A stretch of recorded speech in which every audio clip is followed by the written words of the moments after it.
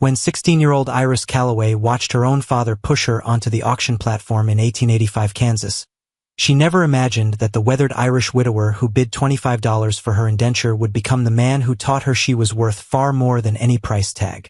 From a desperate girl sold like livestock to a woman who would one day stand in that same town square saving another child from the same fate, Iris's journey would prove that sometimes the worst betrayals can lead to the most unexpected redemptions. But would the bond between a cast-off daughter and a lonely rancher be strong enough to survive when the town's most powerful men decided their unconventional partnership threatened everything they believed about a woman's place in the world? The scream echoed across the dusty streets of Millbrook, Kansas, but it wasn't coming from any person. It was the sound of Iris Calloway's world breaking apart like glass hitting stone. She pressed her nose against the cold window of Peterson's general store, watching men in worn hats gather around the wooden platform in the town square. The autumn wind of 1885 carried whispers that made her stomach twist into knots she couldn't untie. Another family selling their things, she whispered to herself, counting the desperate faces in the growing crowd. 3 months without rain had turned the wheat fields into graveyards of brown stalks that cracked underfoot like old bones. Her own family's farm looked no better. Their corn had withered to nothing, and their last cow had died just 2 weeks ago. Behind her, the store's bell jingled as her father stepped inside. Henry Calloway's shoulders sagged under the weight of something heavier than the empty grain sacks he usually carried. His eyes found hers in the reflection of the window, and for just a moment, she saw something that made her heart beat faster. Not love, not protection, but the cold calculation of a man counting coins that didn't exist. "Time to go, Iris," he said, his voice rough as sandpaper. "Your ma's waiting at home." But home felt different when they walked through the front door. Her mother, Sarah, sat at their scratched wooden table with her head buried in her hands. 3 crumpled letters lay scattered in front of her. Bills they couldn't pay, debts that grew bigger each day like weeds in an untended garden. The silence in their small house was thick enough to cut with a knife. "We need to talk," Henry said, removing his hat and setting it on the table with shaking hands. "About the future, about what needs to be done." Iris felt something cold crawl up her spine like a winter snake. She'd heard those words before, whispered between her parents late at night when they thought she was sleeping. Conversations that stopped whenever she entered a room. Glances that followed her around the house like shadows she couldn't shake. "The Hendersons are selling their furniture tomorrow," Sarah said without looking up. "The Millers already left for California. Half the town's packing up or—" She stopped, unable to finish the sentence that hung in the air like smoke from a dying fire. Henry cleared his throat and walked to the window, staring out at their failed fields. "There's other ways to handle debt.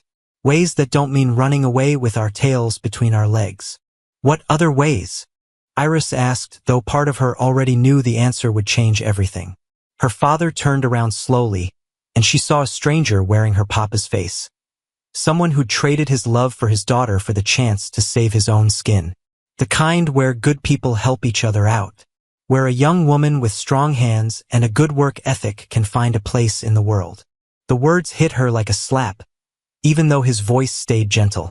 Iris had seen enough auctions to know what he meant. She'd watched furniture and horses and farm tools get sold to the highest bidder. But she'd also seen other things. Young men selling themselves for farm work, women taking positions as housekeepers in exchange for room and board.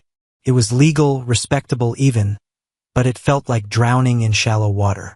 "You're talking about the auction," she said, her voice barely above a whisper. Sarah finally looked up, tears making tracks down her dirt-stained cheeks. "It's not forever, honey. Just until things get better. Just until the rains come back and we can stand on our own feet again." But Iris knew better than to believe in fairy tales about rain and rescue. She was 16 years old, with calloused hands from helping with farm work and a mind sharp enough to understand that her parents were choosing their own survival over hers. The worst part wasn't the betrayal. It was seeing the relief in their eyes when they finally said the words out loud.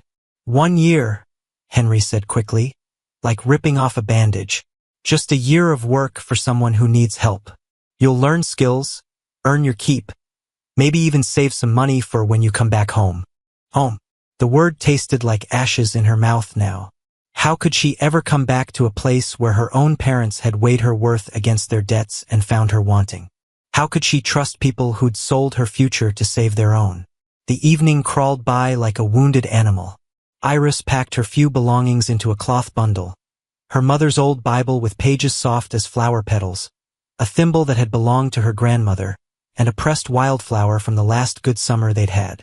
Each item felt precious now, like pieces of a life that was ending before it had really begun. Her parents tried to act normal, talking about the weather and the neighbors as if tomorrow wouldn't bring the destruction of everything they'd built together.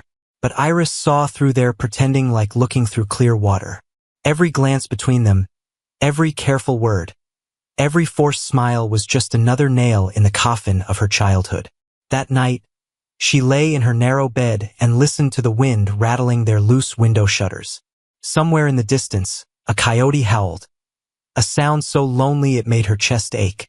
She wondered if this was how animals felt when they sensed a trap closing around them. Scared, angry, but mostly just tired of fighting a battle they couldn't win. Sleep came in pieces, broken by dreams of standing on the auction platform, while strange faces stared up at her like she was nothing more than another piece of property to be bought and sold. In her dreams, the bidding went on forever, voices calling out numbers that got smaller and smaller until finally, no one bid at all. When morning came, it brought with it the sound of wagon wheels on the dirt road outside their house. Through her bedroom window, Iris could see families heading toward town. Some carrying furniture, others leading livestock. All of them wearing the same expression of desperate hope mixed with crushing shame. Her mother knocked softly on her door. "Time to get ready, sweetheart." Iris sat up slowly, her body feeling heavy as wet wool. The sunlight streaming through her window looked different somehow. Sharper, colder, like it was illuminating the last morning of her old life. In a few hours, she'd be standing in front of strangers, listening to them decide what she was worth. But as she pulled on her best dress, a faded blue cotton that her mother had sewn 2 summers ago, something hard and bright flickered to life in her chest. Maybe her parents had given up on her, but that didn't mean she had to give up on herself. The wooden platform felt like standing on a grave that hadn't been dug yet. Iris kept her eyes fixed on a crack in the boards beneath her feet, counting the splinters to avoid looking at the faces in the crowd. Some she'd known since childhood. Mrs. Henderson from the bakery, old Tom Miller who ran the blacksmith shop, families who'd smiled and waved at her just last week. Now they stared with the calculating eyes of buyers at a market, measuring her worth in dollars and cents. Auctioneer Jake Morrison climbed up beside her, his belly hanging over his belt like a sack of grain. He'd been selling people's belongings for 15 years, but Iris could tell this made him uncomfortable too. His usually booming voice came out quieter than normal, like he was ashamed of the words he had to say. "Folks, we got here today, Miss Iris Calloway," he began, clearing his throat twice. 16 years old, strong as an ox, been working her family's farm since she could walk. Looking for a 1-year position doing household work, farm chores, whatever needs doing. The crowd shifted and murmured like wheat moving in the wind. Iris caught sight of her parents standing near the back, her mother clutching her father's arm so tight her knuckles had gone white. Henry wouldn't meet her eyes, but Sarah was crying again. Quiet tears that rolled down her cheeks and dropped onto the dusty ground. "Starting bid is $5 for the year," Morrison announced, raising his wooden hammer. "Do I hear 5? Silence stretched out like a rope about to snap. Iris felt her cheeks burn with shame as seconds ticked by without a single voice speaking up. She was worth less than their old milk cow, apparently. Less than the broken plow they'd sold last month. Less than $5. The voice came from somewhere in the middle of the crowd. Iris couldn't see who'd spoken, but she felt a mix of relief and horror wash over her. Someone wanted her, even if it was just barely. "I got 5. Do I hear 7? Morrison's voice picked up energy now that the ice had been broken. 7. This time it was Marcus Whitfield, the banker's son, his blonde hair slicked back with too much pomade. He smiled when he caught her looking, and something about that smile made her skin crawl like ants were marching across it. $7? Do I hear 10? $10. Mrs. Patterson, who ran the boarding house, raised her hand. She was known for working her help from dawn to dusk, paying them barely enough to survive. But at least she was a woman. At least Iris might be safe there. The bidding continued in small jumps, $12, $15, $18. Each number felt like another chain being wrapped around her future. Iris found herself hoping Mrs. Patterson would win, despite her reputation for harsh treatment. Better a cruel woman than some of the men in the crowd whose eyes lingered on her in ways that made her stomach turn. $20, called out a voice she didn't recognize. The crowd parted slightly, and she caught her first glimpse of the man who'd spoken. He stood near the back, tall and lean, with dark hair that needed cutting and clothes that had seen better days. His face was weathered like old leather, with lines around his eyes that spoke of hard living and harder losses. $20 to the gentleman in the brown coat, Morrison said. Do I hear 25? Whitfield raised his hand again, his smile getting wider and more unpleasant. 22. The stranger, she thought she'd seen him around town but couldn't remember his name, stepped forward slightly. When he spoke, his voice carried the soft musical accent of someone born far from Kansas. $25. Something in his tone made the crowd go quiet. Not loud or threatening, but firm as bedrock. Final as a door closing. Whitfield opened his mouth to bid higher, then seemed to think better of it when he met the stranger's steady gaze. $25 going once, Morrison called out, looking around the crowd for any other takers. Going twice. Iris held her breath, part of her hoping someone else would bid, part of her terrified that they would. The stranger hadn't looked at her with hunger or calculation like the others. His eyes held something different, sadness maybe or understanding, like he knew what it felt like to stand where she was standing. Sold to Matthias Brennan for $25, Morrison announced, bringing his hammer down with a sharp crack that seemed to echo off every building in the square. Matthias Brennan. Now she remembered hearing the name whispered in conversations that stopped when she got too close.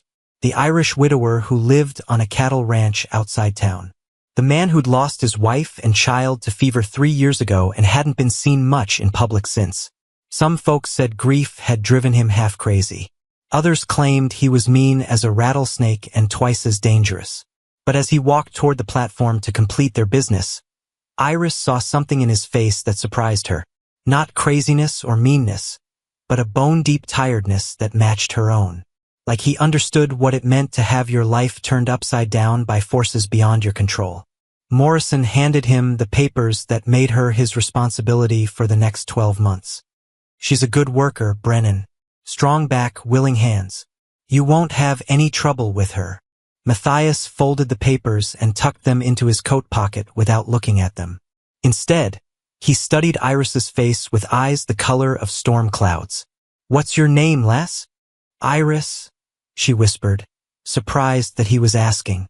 Most buyers wouldn't care about her name until they needed to call her for work. Iris, he repeated, like he was testing how it sounded. That's a flower name. My late wife loved flowers.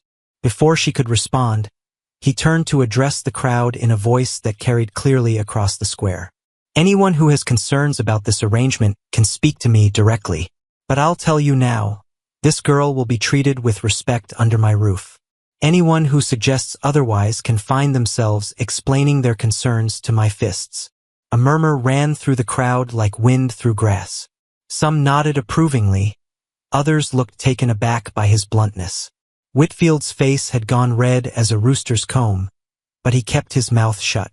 Matthias turned back to Iris and held out his hand, not to grab her or lead her like property, but offering her the choice to take it or not.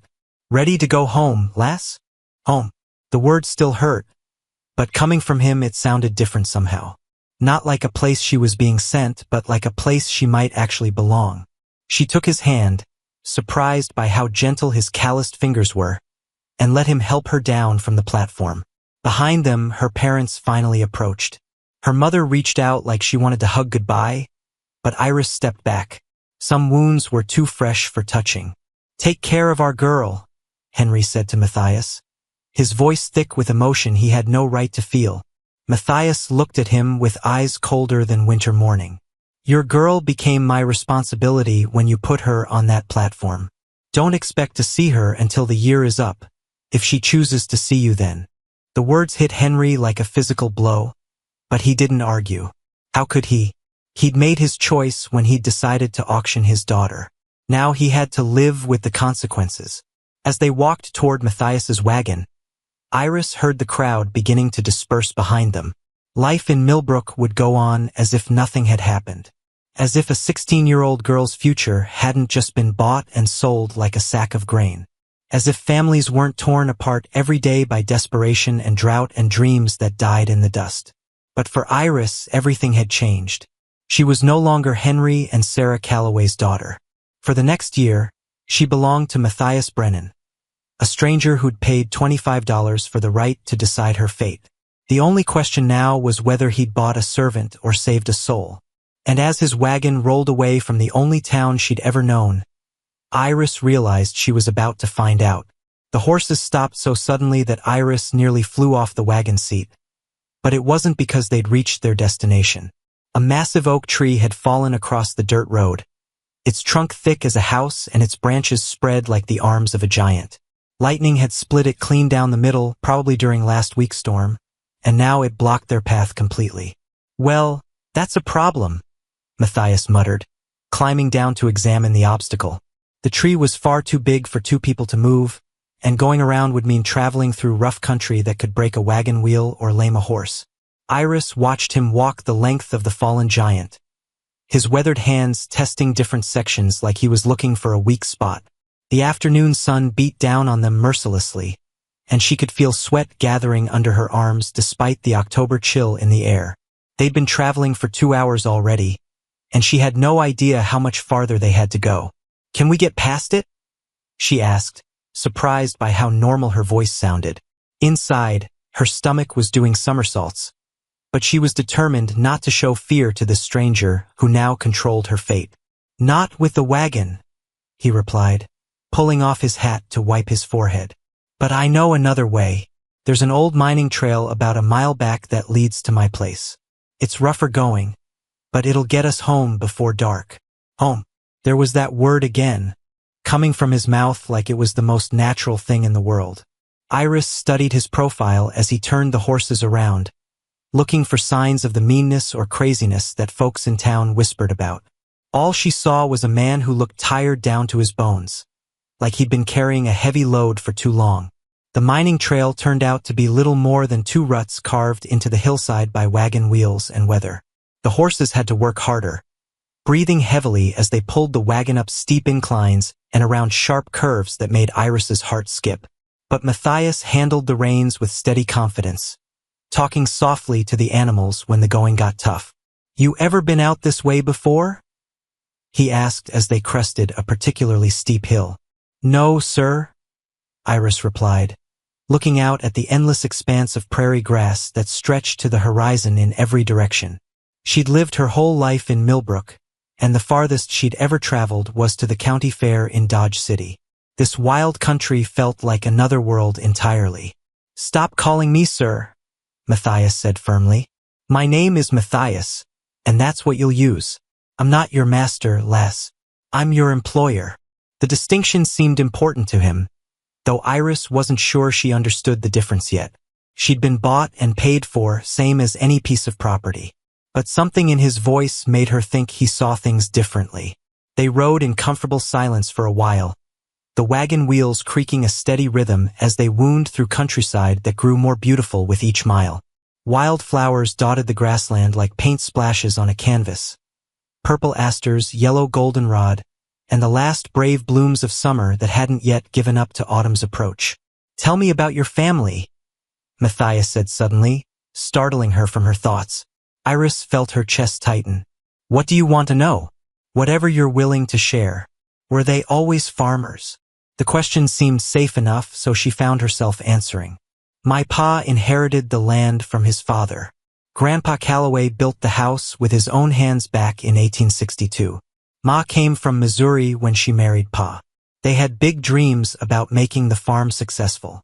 And did they? Make it successful, I mean. Iris laughed, but there was no humor in the sound. For a while. We had good years when I was little.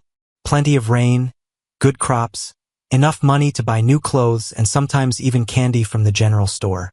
But the last 3 years.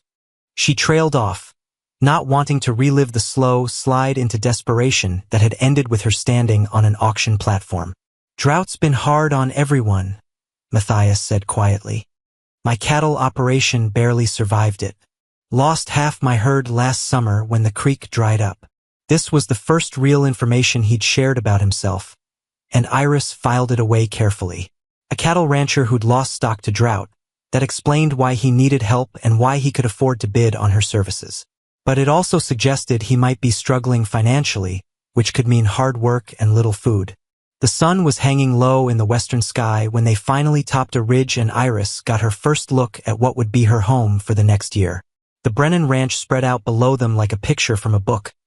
A white farmhouse with a wraparound porch, a red barn that looked freshly painted, and fenced pastures where cattle grazed peacefully. It was modest but well-maintained, suggesting an owner who took pride in his property even when times were tough. It's beautiful, she breathed, and meant it. Matthias glanced at her with something that might have been surprise. You think so? It's not much compared to some of the big spreads in the area. It looks like a real home, Iris said, thinking of her family's ramshackle farmhouse with its leaky roof and broken shutters. Like people who live there actually care about it. They pulled up in front of the house just as the first stars were beginning to appear in the darkening sky. Matthias helped her down from the wagon, his hands respectful and careful, then grabbed her small bundle of belongings. Are you hungry? He asked as they walked up the porch steps. Yes, sir. I mean, yes, Matthias. The name felt strange on her tongue, too familiar for someone she'd just met. He smiled at her correction, the first real smile she'd seen from him. It transformed his entire face, erasing years of hardship and revealing the man he might have been before grief and loss had marked him. Good. I made stew this morning before I left for town. It should still be warm. The inside of the house surprised her again. She'd expected a bachelor's quarters, dirty dishes, unmade beds, clothes scattered everywhere. Instead, she found rooms that were clean and tidy, if somewhat sparse. The furniture was simple but well-crafted, and everything had its proper place. You keep a neat house, she observed, setting her bundle down by the door. Habit from my military days, Matthias replied, ladling stew into 2 bowls. My wife used to laugh about it. Said I folded my socks like I was preparing for inspection.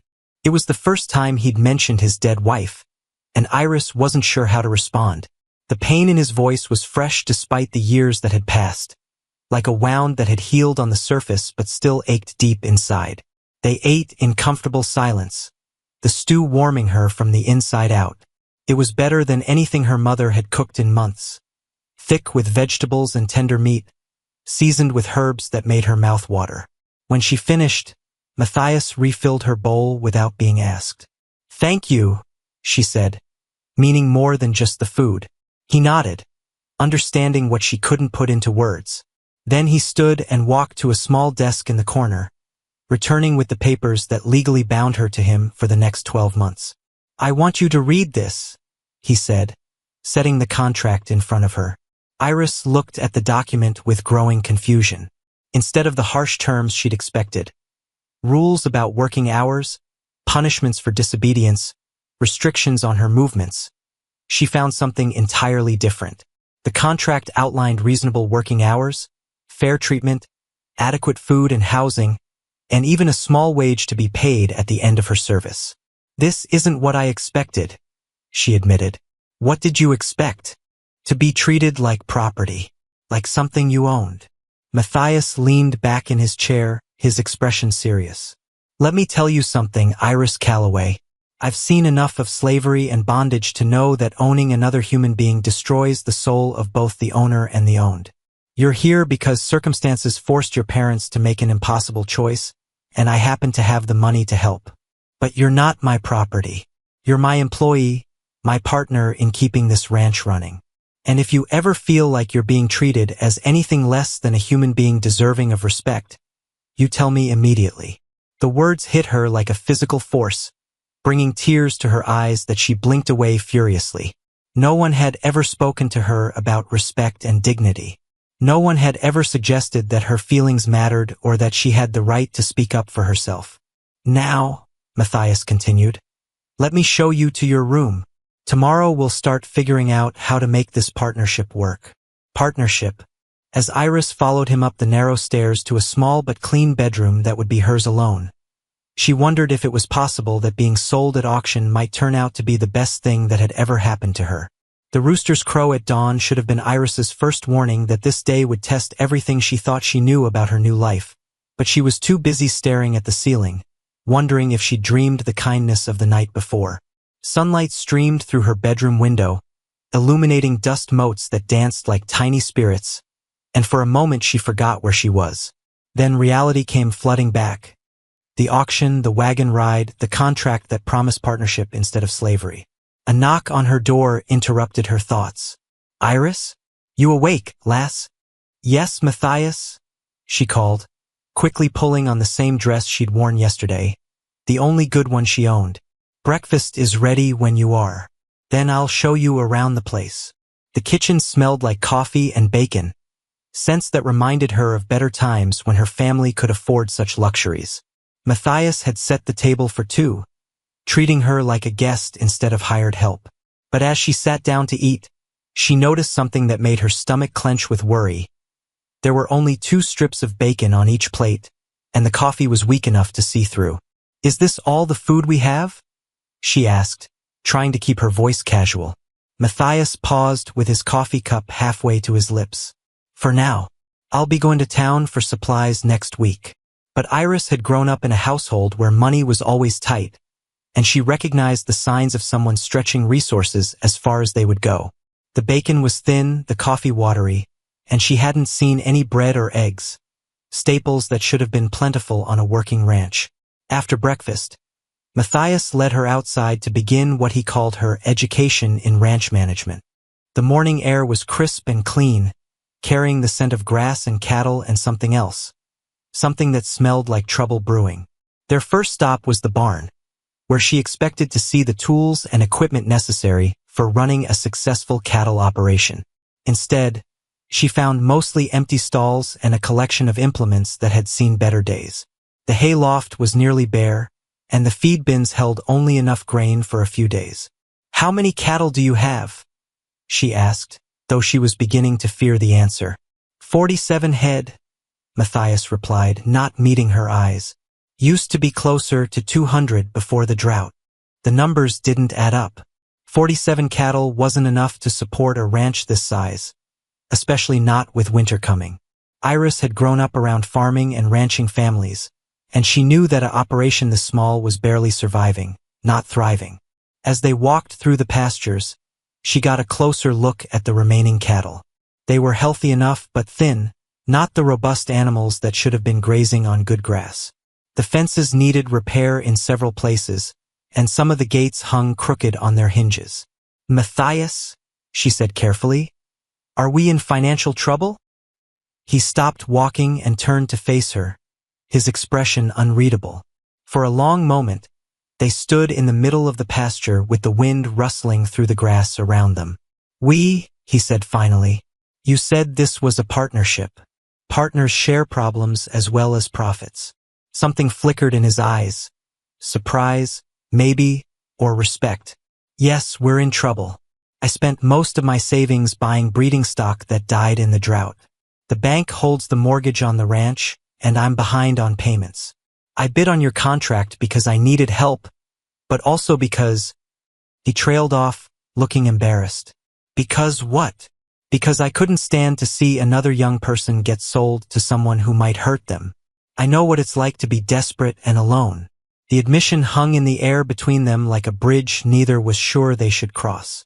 Iris felt something shift in her understanding of their situation. Matthias hadn't bought her services because he was successful and needed help managing his prosperity. He'd rescued her because he remembered what it felt like to need rescuing himself. "So what do we do?" she asked. "We work. We try to make it through the winter without losing the ranch. And we hope for better luck next year." "That's not much of a plan." Matthias laughed, a sound with more desperation than humor. "No, it's not. But it's all I've got." They spent the rest of the morning developing a better plan.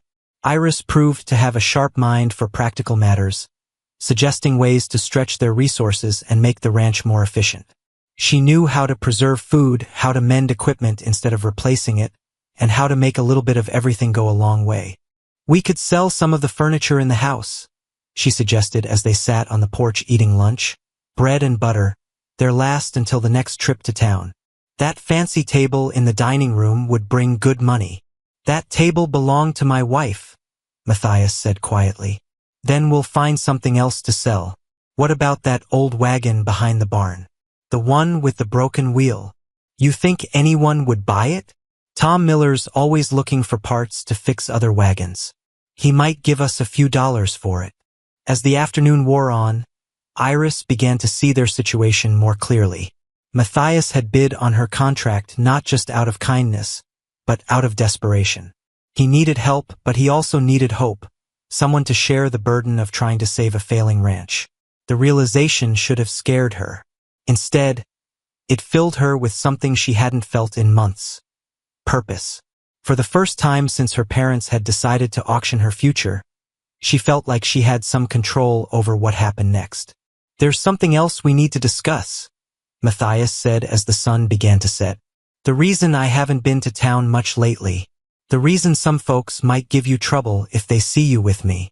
Iris felt her stomach tighten. What kind of trouble? People talk. They see a man living alone with a young woman, and they make assumptions. Some of those assumptions could be dangerous for both of us. She understood what he wasn't saying directly. In a small town like Millbrook, reputation was everything. A single man and an unmarried woman living under the same roof would fuel gossip that could destroy both their chances of building a decent life. "So what do we do about it?" she asked. "We're careful. We make sure there's never any reason for talk. And we hope that our actions speak louder than other people's suspicions." But even as he spoke, Iris could see in his eyes that he was worried, and she was beginning to understand that their problems went deeper than money and cattle and drought. They were fighting a battle against poverty and prejudice and small-town minds that saw scandal where none existed. That night, as she lay in her narrow bed listening to the sound of coyotes howling in the distance, Iris realized that her year of service was going to be more complicated than either of them had imagined. She wasn't just working to pay off her parents' debt. She was fighting to help save a ranch, protect a reputation, and prove that two desperate people could build something better together than either could manage alone. The question was whether they were strong enough to succeed, or whether the forces working against them would destroy everything they were trying to build. Tomorrow would bring new challenges, new tests of their unlikely partnership. But tonight, for the first time since her parents had betrayed her trust, Iris felt like she had found a place where she truly belonged. The gunshots split the morning air like thunder, sending every bird within a mile racing for the sky, and Iris knew instantly that their peaceful days were over. She dropped the bucket of chicken feed she'd been carrying and ran toward the sound, her heart hammering against her ribs like a trapped animal fighting to escape. Behind the barn, she found Matthias standing over the body of a calf, his rifle still smoking in his hands. The young animal lay twisted in the grass, its neck bent at an impossible angle. But it wasn't the sight of death that made Iris's blood run cold. It was the look of pure rage on Matthias's face. "They poisoned the water," he said, his voice deadly quiet. "Someone put something in the creek that feeds the south pasture. This little one drank it and—" He gestured helplessly at the dead calf, unable to finish the sentence. Iris knelt beside the animal, her hands shaking as she examined its foam-flecked mouth and bulging eyes. She'd seen poisoned livestock before, during a dispute between neighboring farms back in Missouri. The signs were unmistakable and terrifying. "Who would do such a thing?" she whispered. "Someone who wants us gone," Matthias replied, scanning the horizon as if expecting to see their enemies approaching. Someone who thinks they can drive us off our own land. The next few hours passed in a blur of frantic activity. They moved the remaining cattle to the north pasture, as far from the contaminated water as possible. Matthias rode to the creek to investigate while Iris checked every animal for signs of illness. By noon, they'd found 2 more dead calves and a sick cow that might not survive the day. "This is war," Matthias announced when he returned from his scouting mission. His face was grim, and mud caked his boots from wading through the creek. "Someone dumped arsenic into the water upstream from our property. Enough to kill every head of cattle we own." Iris felt the world tilt beneath her feet. 47 cattle had been their lifeline, their only hope of surviving the winter and paying off the mortgage. Without the herd, they had nothing. Worse than nothing, they had debts they couldn't pay and enemies who wanted them destroyed. "Can we prove who did it?" she asked, though she already suspected the answer. "Proving it and knowing it are different things," Matthias said darkly. "I've got a pretty good idea who's behind this, but ideas don't hold up in court." They spent the afternoon burying the dead animals, backbreaking work that left them both exhausted and filthy. But as they worked, Iris noticed something that gave her hope. Matthias wasn't giving up. Despite everything, he kept talking about next steps, about ways to fight back, about rebuilding what they'd lost. "We'll need to get word to Doc Patterson," he said as they filled in the last grave. "He can test the water officially, make it part of the record. And we'll post guards on the remaining cattle until we know they're safe." "Guards?" Iris looked around at the empty prairie. "It's just you and me, Matthias. How can we guard 44 head of cattle across hundreds of acres? We take turns, sleep in shifts, do whatever it takes to protect what's left." That evening, as they sat on the porch eating a meager dinner of beans and cornbread, a rider appeared on the horizon. Iris's stomach clenched when she recognized the figure. Sheriff Coleman, his badge glinting in the fading sunlight as he approached their house. "Evening, Brennan," Coleman called out, dismounting with the slow deliberation of a man who didn't expect to be welcomed. "Heard you had some trouble with your livestock." Matthias set down his plate and stood, his hand resting casually on the rifle propped against the porch railing. "News travels fast in a small town." "It does indeed." Coleman's eyes swept over the ranch, taking in every detail. "Mind if I ask what happened?"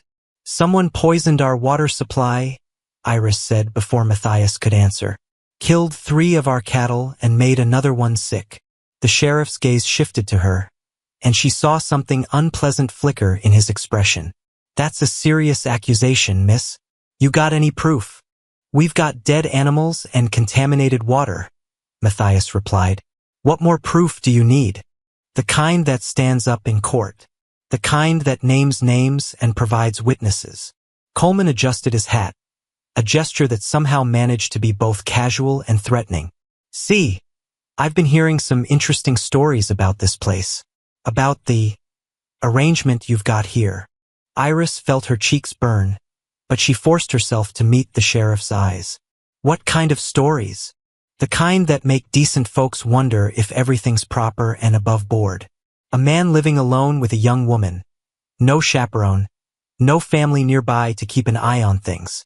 Coleman's smile was as cold as January wind. "Some folks think maybe you two are playing house instead of running a ranch." The accusation hung in the air like poison gas. Iris felt her hands clench into fists, anger rising in her throat like bile. She'd expected this. Matthias had warned her about small-town gossip, but hearing it spoken aloud still felt like a slap across the face. "My arrangement with Miss Calloway is legal and proper," Matthias said, his voice dangerously quiet. "She's my employee. Nothing more and nothing less." "Is that so?"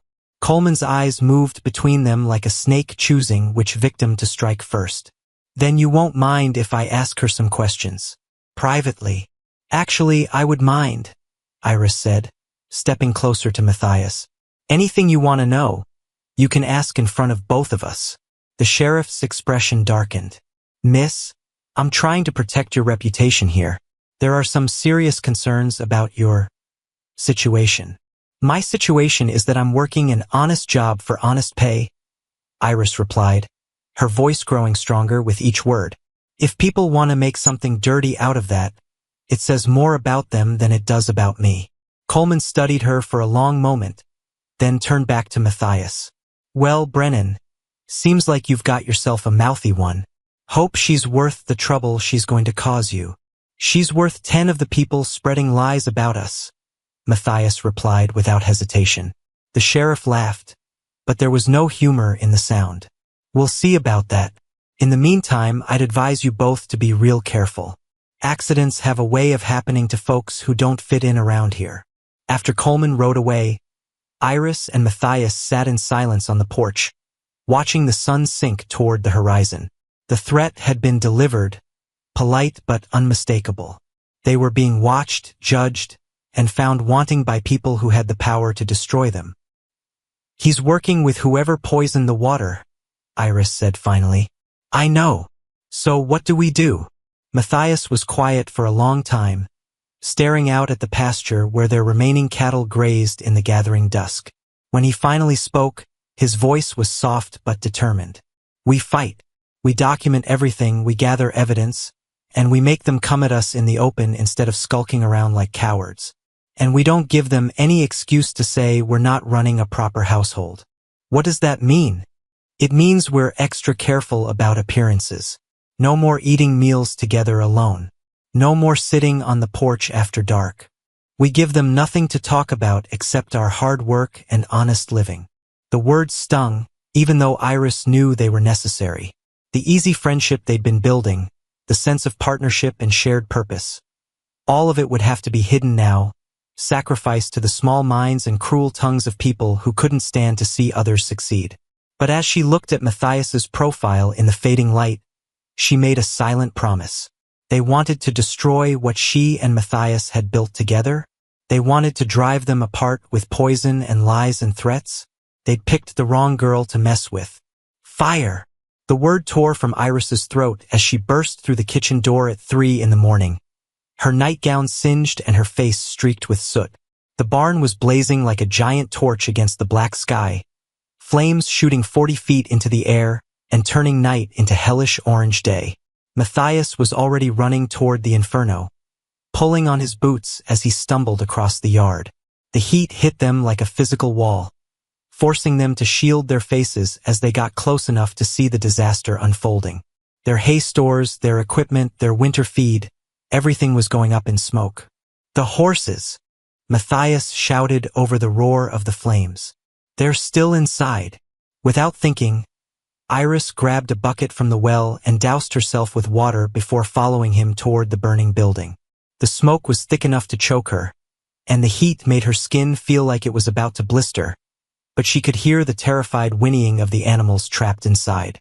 Matthias kicked open the barn door, releasing a blast of superheated air that knocked them both backward. Through the smoke and flames, they could see the horses rearing in their stalls, wild with panic. The wooden structure groaned and creaked overhead, threatening to collapse at any moment. You take the mare, Matthias yelled, throwing his shirt over his head. I'll get the gelding. They plunged into the inferno together, moving by instinct and desperation. Iris found the mare's stall and fumbled with the latch, her hands shaking so badly she could barely work the mechanism. The horse was beside herself with terror, striking out with her hooves and rolling her eyes until the whites showed. Easy, girl, Iris whispered, trying to keep her voice calm despite the chaos around them. We're getting you out of here. She managed to get the stall door open just as a burning beam crashed down where she'd been standing seconds before. The mare bolted past her toward the door, and Iris followed, choking on smoke and stumbling over debris. Behind her, she could hear Matthias struggling with the gelding, cursing in what sounded like Irish as the animal fought against rescue.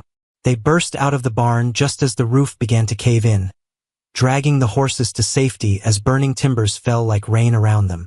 The mare had burns on her flanks, and the gelding was limping badly, but they were alive. That was more than could be said for everything else they'd stored in the barn. Water! Matthias gasped, pointing toward the well. We need to keep it from spreading to the house. For the next 2 hours, they fought a losing battle against the flames. Using buckets and old blankets, they managed to prevent the fire from reaching the house, but the barn was a total loss. As dawn broke over the Kansas prairie, all that remained was a pile of smoldering ash and twisted metal. Iris collapsed on the porch steps, her nightgown ruined and her hands blistered from the heat of the bucket handles. Everything hurt, her lungs, her eyes, her throat, but the physical pain was nothing compared to the devastation in her heart. They'd lost everything they needed to survive the winter. Their hay, their tools, their grain stores gone. This wasn't an accident, Matthias said, his voice hoarse from smoke inhalation. He was examining the remains of the barn, poking through the debris with a stick. Look at this. He showed her a piece of rope, partially burned but still recognizable. It had been soaked in kerosene and used to spread the fire quickly through the building. Someone had deliberately set their barn ablaze, timing it for the middle of the night when they'd be asleep and helpless. The same people who poisoned the water, Iris said, though it wasn't really a question. Had to be. They're escalating, getting bolder. Matthias threw the rope into the ashes, his face dark with anger. First they try to kill our cattle, now they're trying to burn us out completely. Before Iris could respond, they heard the sound of hoofbeats approaching. A group of riders was coming up the road, moving fast and kicking up a cloud of dust. As they got closer, she could make out familiar faces, Sheriff Coleman in the lead, followed by Marcus Whitfield and several other men from town. "Heard you had some excitement last night," Coleman called out as he dismounted. His tone was casual, almost cheerful, like he was discussing the weather instead of a disaster that had nearly killed them. "Someone burned down our barn," Matthias replied flatly. "Destroyed everything we had stored for winter." "That's a shame," Whitfield said, but his smile suggested he didn't think it was a shame at all. "Lucky thing you and the girl got out alive. Could have burned up in your beds." The way he said "the girl" made Iris's skin crawl, like she was something shameful, something that didn't deserve a name or basic respect. She stood up straighter, meeting his gaze with as much dignity as she could manage while wearing a singed nightgown and covered in soot. "We were lucky," she said coldly. This time, Coleman dismounted and walked around the remains of the barn, making a show of examining the scene. "Any idea how it started?" "Someone said it," Matthias said. "We found rope soaked in kerosene." "Is that so?" The sheriff's voice was skeptical. "Could have been an accident. Lantern getting knocked over, spark from a cigarette. These old barns go up fast once they catch. We don't smoke, and we're careful with lanterns," Iris said, her anger finally boiling over. "Someone wanted to burn us out, and we all know who." The men exchanged glances, and she saw something pass between them. A look of satisfaction, like they were pleased with how their plan was working. "That's a serious accusation, miss," Coleman said. "You got any proof?" "The same proof you'd need if it was your barn that burned down," Matthias replied. "Which is to say, none at all. But we both know this wasn't an accident." Whitfield stepped forward, his expression mock concerned. "You know, Brennan, maybe it's time to think about cutting your losses. This land's got a curse on it, seems like. First the drought, then the poisoned water, now the fire. Maybe someone's trying to tell you something. Maybe someone's trying to drive us off our own property," Iris shot back. "Maybe they think they can scare us into giving up what's rightfully ours. Or maybe," Coleman said quietly, "they're trying to protect the community from unsavory influences." The words hung in the air like a challenge. Iris felt her cheeks burn with shame and rage, but she forced herself to stand tall. She knew what they were implying, that she and Matthias were living in sin, that their partnership was somehow corrupt or immoral. "There's nothing unsavory about honest work and mutual respect," she said, her voice carrying across the yard like a bell. "If you can't see that, it says more about you than it does about us." Coleman's face darkened. "You've got a sharp tongue, girl. Might want to be careful how you use it." "She's got a sharp mind too," Matthias said, moving to stand beside her.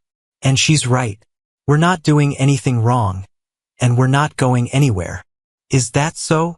Whitfield's smile was cold as winter wind. Well, we'll see about that. Sometimes the market decides these things for us. He pulled a folded paper from his coat pocket and handed it to Matthias. Bank called in your loan, Brennan. Payments due in full by the end of the month, or they foreclose. Guess they decided you're too much of a risk. Iris watched the color drain from Matthias's face as he read the document. The bank was demanding immediate payment of the entire mortgage. Money they didn't have and couldn't possibly raise in such a short time. It was a death sentence for the ranch, delivered with legal precision. You can't do this, she whispered. Actually, we can, Coleman replied. It's all legal and proper. Just business. It's revenge, Matthias said, his voice barely controlled. Pure and simple. Call it whatever you want, Whitfield said. The result's the same. You've got 30 days to pay up or get out. After the men rode away, Iris and Matthias stood in silence among the ruins of their barn, holding a piece of paper that meant the end of everything they'd been trying to build. The fire had been bad enough, but this was worse. A legal lynching that would destroy them just as surely as any rope. We could fight it in court, Iris said finally, though she knew it was hopeless. With what money? With what lawyer? Matthias crumpled the foreclosure notice in his fist. They've got us boxed in from every direction. But as Iris looked at his defeated expression, something hard and bright kindled in her chest. They wanted to destroy her and Matthias? They wanted to drive them off their land and scatter them to the wind? They'd have to kill her first. No, she said, her voice growing stronger. We don't give up. We don't run. We find another way. What other way? I don't know yet, but we'll find one. She took his hand, not caring who might see or what they might say. We're partners, remember? And partners don't abandon each other when things get tough. For the first time since the fire, Matthias smiled. You're right, Les. We are partners. And as they stood together in the ashes of their barn, watching the sun rise over the Kansas prairie, Iris made a silent vow. Whatever it took, however long it took, she would find a way to save their ranch and their future. The war had begun in earnest, but they were still standing, still fighting, still together. And that was more than their enemies had counted on. The wedding dress hanging in Peterson's general store window should have been the most beautiful thing Iris had ever seen. But instead, it made her stomach twist with a plan so desperate it might just save them all. She pressed her face against the glass, studying the delicate lace and pearl buttons, while her mind raced through possibilities that would have seemed impossible just weeks ago. You thinking about getting married, miss? The voice behind her belonged to Mrs. Henderson, the baker's wife who'd always been kind despite the town's growing gossip about Iris and Matthias. Maybe, Iris replied, not turning around, if the right person asked. Mrs. Henderson stepped up beside her, following her gaze to the dress. That would be a beautiful ceremony. Might solve a lot of problems for you and Mr. Brennan too. The words hung in the air like an invitation. Iris finally turned to face the older woman, seeing sympathy mixed with calculation in her eyes. Mrs. Henderson understood exactly what kind of problems a wedding might solve, and she wasn't the only one thinking it. Has anyone been talking about us? Iris asked carefully. Honey, everyone's been talking about you too. Some folks saying terrible things, others defending you something fierce. But all the talk would stop if you were properly married. Iris felt her cheeks burn, but she forced herself to think practically instead of emotionally. A marriage would legitimize their partnership in the eyes of the law and the community. It would make her Matthias's legal equal instead of his hired help. Most importantly, it might give them access to resources they desperately needed. Mrs. Henderson, she said slowly, what do you know about women's property rights in Kansas? The older woman's eyebrows shot up. That's an unusual question for a girl your age. These are unusual times. Mrs. Henderson glanced around to make sure they weren't being overheard, then leaned closer. Well, Kansas has some of the most progressive laws in the country. A married woman can own property in her own name, sign contracts, even run a business without her husband's permission. Why do you ask? Iris's heart began to race as the pieces of her plan fell into place. Just curious. Thank you, Mrs. Henderson. She left the general store with her mind spinning like a tornado. If she married Matthias, she wouldn't just be his wife. She'd be his legal partner with the right to make financial decisions. And if she was his legal partner, she could access money that Marcus Whitfield and his cronies didn't know existed. The ride back to the ranch seemed to take forever. Iris found Matthias in the north pasture, checking on their remaining cattle with the dedication of a man who refused to give up hope. The animals looked healthier now, away from the poisoned water, but there were still only 41 head left, barely enough to survive if everything went perfectly. "We need to talk," she said, dismounting from her horse with more confidence than she felt. Matthias looked up from examining a cow's hoof, his face creased with worry lines that seemed to deepen every day. "Bad news from town? Actually, I think I have good news. Or at least an idea that might turn into good news." She took a deep breath and launched into her proposal before she could lose her nerve. Marriage as a business partnership. Legal rights that could protect them both. Access to resources they'd never considered before. Matthias listened without interrupting, his expression unreadable. When she finished, he was quiet for so long that she began to wonder if she'd offended him somehow. "You want to marry me to save the ranch," he said finally. "I want to marry you because we're already partners in everything but name," Iris replied. "The ranch is just part of it. And the other part?" She met his eyes directly, not flinching from the intensity she saw there. "The other part is that I care about you, Matthias Brennan. More than I probably should, given how we met. But I do." Something shifted in his expression, surprise giving way to something warmer and more dangerous. "You know I'm 15 years older than you. You know I come with ghosts and debts and enemies who want to destroy us both. I know you're the first person who ever treated me like I was worth something," Iris said. "I know you're honest and kind and brave enough to bid on a girl at auction because you couldn't stand to see her hurt.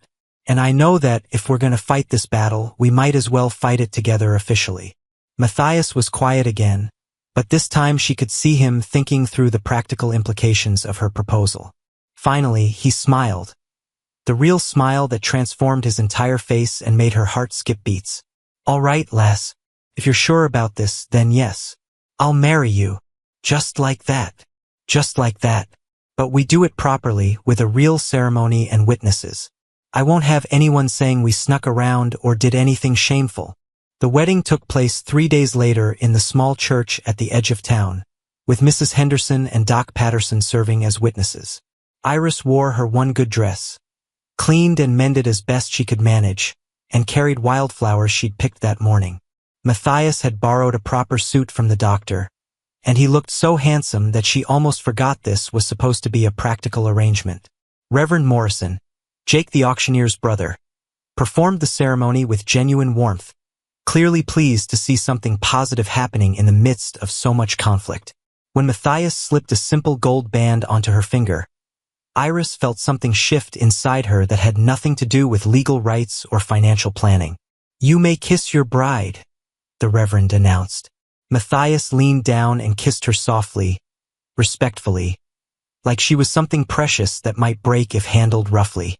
But there was something else in the kiss too. A promise that made her believe they might actually have a future together. The small crowd of supporters cheered, but their celebration was interrupted by the sound of horses approaching fast. Through the church windows, Iris could see Sheriff Coleman and his men surrounding the building. "Well, well," Coleman said as they emerged from the church. "Looks like we missed the wedding. How convenient." "Convenient how?" Matthias asked, though he moved protectively in front of Iris. "Convenient that you got married just before losing everything you own," Marcus Whitfield said, dismounting with a smug smile. "Makes a man wonder if you're trying to hide assets from your creditors." "There are no assets to hide," Iris said calmly. "As you well know, since you've been working so hard to destroy them all."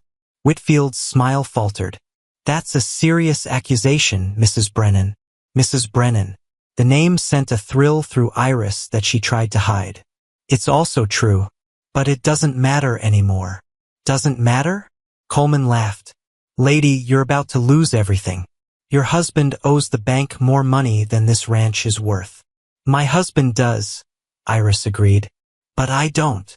She pulled a folded document from her reticule, papers she'd had drawn up by a lawyer in Dodge City, using money she'd been saving since before the auction. As of this morning, I am the legal owner of 41 head of cattle, purchased fair and square from Matthias Brennan for the sum of $1 each. The men stared at her in stunned silence. Matthias looked just as surprised, though she could see him beginning to understand what she'd done. The cattle belong to me now, she continued, and as a married woman in Kansas, I have the right to do business in my own name, which means when the bank forecloses on the ranch, they get the land and buildings. But they don't get the cattle. You can't do that, Whitfield sputtered. Actually, I can. And I did. Iris smiled sweetly at the men who'd been tormenting them for weeks. My lawyer assures me it's completely legal. Coleman's face had gone purple with rage. You think you're clever, don't you? I think I'm a woman who's tired of being pushed around by bullies, Iris replied. And I think you're going to discover that I'm a lot harder to break than you imagined. The sheriff and his men rode away muttering threats and curses, but their power had been broken. Without the cattle, foreclosing on the ranch would give them an empty piece of land instead of a functioning operation. The bank would get dirt and buildings, but Iris would have the means to start over somewhere else if necessary. How long have you been planning this? Matthias asked as they watched their enemies disappear down the road. Since the morning I realized that being sold at auction was the best thing that ever happened to me, Iris replied, because it brought me to a man who saw me as a partner instead of property. And now we rebuild. Together. The sound of hammering echoed across the Kansas prairie as Iris drove the last nail into the new barn's door frame, a sound that meant hope had finally returned to the Brennan Ranch after 6 months of the hardest work she'd ever imagined. Sweat dripped from her forehead as she stepped back to admire their handiwork, the fresh-cut lumber golden in the morning sun. Not bad for a couple of amateurs, Matthias said, appearing beside her with 2 cups of coffee and a smile that had become as familiar as breathing. Speak for yourself, Iris replied, accepting the coffee gratefully. I happen to be an expert barn builder now. It was true in a way. Over the winter and spring, she'd learned skills she'd never dreamed of needing. Carpentry, animal doctoring, business management, and a dozen other things that had nothing to do with being a proper lady and everything to do with being a proper partner. The new barn was smaller than the one they'd lost to arson, but it was theirs, built with their own hands and paid for with money they'd earned together. The cattle business had thrived under Iris's management, and they'd even been able to buy back some of the land that the bank had tried to steal. Mrs. Brennan? The voice belonged to a young girl standing at the edge of their property, clutching a small bundle and looking like she might bolt at any moment. Iris set down her coffee and walked toward the child, recognizing the signs of desperation and fear that she'd once worn like a second skin. The girl couldn't have been more than 14, with hollow cheeks and clothes that had seen too many washings. What's your name, sweetheart? Iris asked gently. Lucy Mitchell. My pa sent me to ask if you might have work for someone willing to learn. Iris's heart clenched. She knew exactly what sent to ask for work meant in a family facing hard times. Parents making impossible choices, children being pushed out into an uncertain world, hope and desperation walking hand in hand. What kind of work are you looking for, Lucy? Anything. Cleaning, cooking, helping with animals. I'm strong for my size, and I learn quick. Behind the girl, Iris could see a man on horseback watching from a distance. Undoubtedly Lucy's father, torn between love for his daughter and the harsh reality of too many mouths to feed. She remembered that particular kind of heartbreak from her own experience. Matthias, she called, not taking her eyes off Lucy. Come meet our new ranch hand. Her husband appeared beside her, understanding immediately what was happening. They'd talked about this possibility, about giving other young people the chance that they'd found together. We could use help with the spring calving, he said seriously, addressing Lucy like the capable person she was instead of the charity case others might see. The work's hard, but the pay is fair. Room and board included, plus wages at the end of each month. Lucy's eyes went wide. You mean it? You'd really hire me? We mean it, Iris said. But there's one condition. The girl's face fell. What condition? You write to your family every week. Let them know you're safe and well. And you visit them whenever you want to. That's it. That's it. As Lucy ran back to tell her father the good news, Iris felt Matthias's arm slip around her waist. It was a gesture that had become natural over the months of their marriage. Not the careful politeness of their early partnership, but the easy affection of two people who'd chosen each other in every way that mattered. You thinking what I'm thinking? He asked. That we should build a proper bunkhouse for the hands we're going to hire? That, and maybe start thinking about adding on to the main house too. Iris turned to look at him, seeing something in his expression that made her pulse quicken. Adding on for what? For the family we might want to raise someday. If you're interested in that kind of partnership too. The words hung in the air between them like a promise waiting to be claimed. Over the months, their marriage had grown from practical arrangement to genuine partnership to something deeper and more wonderful than either had dared to hope for. But they'd never talked about the future beyond saving the ranch. I might be interested, Iris said carefully. Someday. Someday, Matthias agreed, kissing the top of her head. We've got time to figure it out. The afternoon brought visitors. Not the hostile kind they'd grown accustomed to, but friends and neighbors who'd come to see their rebuilt barn and celebrate their success. Mrs. Henderson brought fresh bread, Doc Patterson brought news from town, and even some of the families who'd been cold to them during the worst of the gossip showed up with offerings of friendship. Heard you folks might be hiring more help, said James Crawford, a neighboring rancher who'd lost half his herd to the same drought that had nearly destroyed them. My youngest boy's looking for work, if you're interested. Send him by tomorrow, Iris replied. We can always use good people. As the sun began to set, painting the prairie in shades of gold and amber, the visitors gradually departed. Lucy had settled into the small room they prepared for her, writing her first letter home by lamplight. The cattle grazed peacefully in pastures that were green again after the spring rains. Hard to believe it's only been a year, Matthias said as they sat on their porch swing, watching the stars appear in the darkening sky. A year since the auction? A year since I bid $25 for a partner and got the best deal of my life. Iris laughed, leaning against his shoulder. Only $25? I'm worth at least 50 now. At least. They sat in comfortable silence, listening to the night sounds of their thriving ranch. Somewhere in the distance, a coyote howled. Not the lonely, desperate sound Iris remembered from her first night here, but something wilder and freer. Do you ever think about them? Matthias asked quietly. Your parents, I mean. Iris considered the question. She'd seen her mother and father a few times since the wedding, awkward encounters filled with regret and words that couldn't fix the past. They were proud of what she'd accomplished, they said, but the betrayal still stood between them like a wall that might never fully come down. I think about forgiving them, she said finally. Not forgetting what they did, but maybe understanding why they did it. And I think maybe that's enough for now. Forgiveness is a process, not a moment.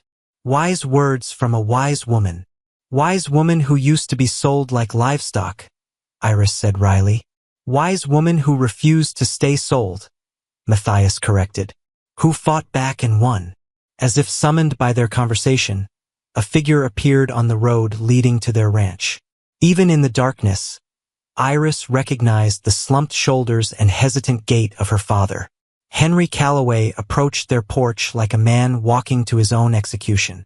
Evening, Mr. and Mrs. Brennan, he said formally, removing his hat. Evening, Pa, Iris replied, not getting up from the swing. I came to. That is, I wanted to. Henry struggled with words that had been rehearsed but still wouldn't come easily. I wanted to apologize. For what we did. For putting you on that platform like you were something to be bought and sold. We were desperate, Iris said quietly. I understand that now. Desperate's not an excuse for what we did to you. You were our daughter and we failed you.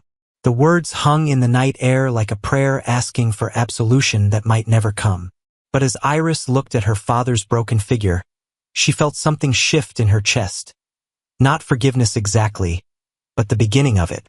You failed me then, she agreed. But I didn't fail myself. And that's what matters now. Henry nodded, understanding that this was as much reconciliation as he could hope for. You've built something beautiful here, something to be proud of. We have, Iris said, taking Matthias's hand. Together, after her father left, they continued sitting on the porch swing, watching the moon rise over their land. Their land, bought and paid for with their own sweat and determination. Their future chosen instead of imposed. No regrets, Matthias asked.